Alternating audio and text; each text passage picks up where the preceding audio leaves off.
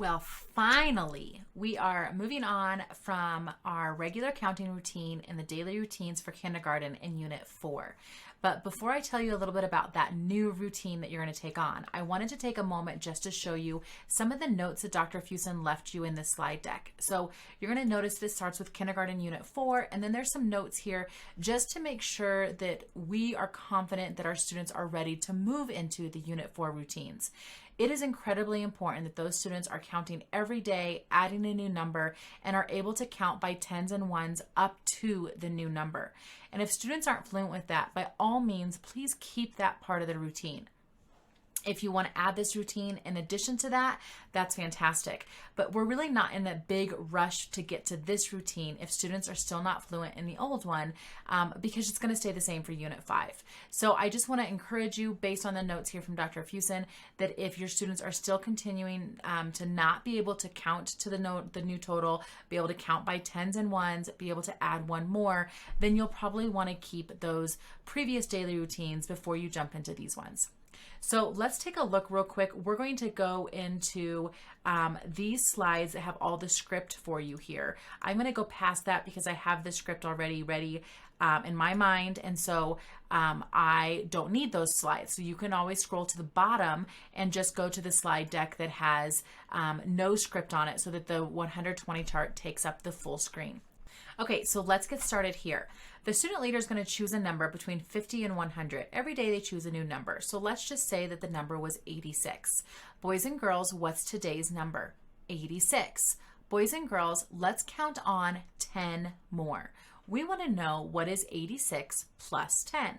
Would you count with me? Use your fingers while I use the counters. And the student leader then can drag up each one. The student leader could be the pointer.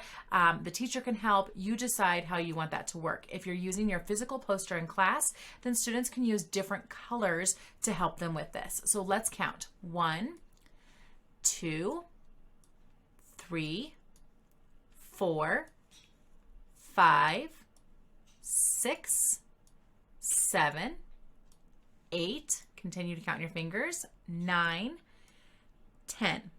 Boys and girls, 86 plus 10 more equals 96. You're right, 86 plus 10 equals 96. Boys and girls, let's count how we added our 10. How many did we add in the first column? Let's count together. 1, 2, 3, 4. You're right. We added 4. How many more did we add in the second column so that we added 10 altogether? Let's count.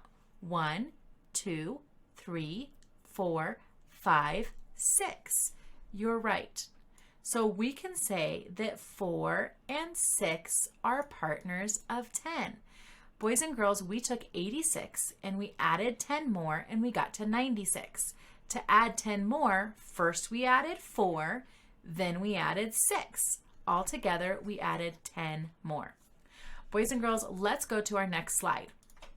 And then you would take them to this, where the student leader is now going to move this little red line, and he's going to make a new teen number. So let's say that he moved his little line right here, and the student leader would say, boys and girls, what's our new number? Class, 13. Boys and girls, how many groups of 10? 1. Boys and girls, how many extra ones? 3. Boys and girls, let's finger flash 13. 10 and 3 make 13. And I can count it again if students need it. 1 group of 10 and 3 extra ones. If students continue to need practice counting, of course you can count the dots. 1, 2, 3, 4, 5, 6, all the way up to 13. Boys and girls, let's make the number 13. 13 is 10 and 3 make, class, 13.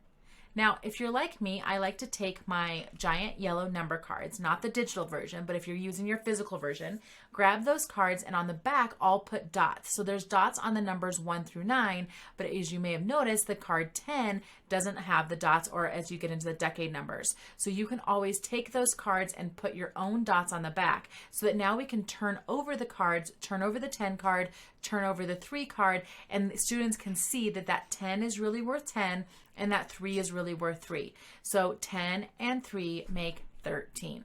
That's it. That's all you need to do for your daily routines, and then you'll go into quick practices.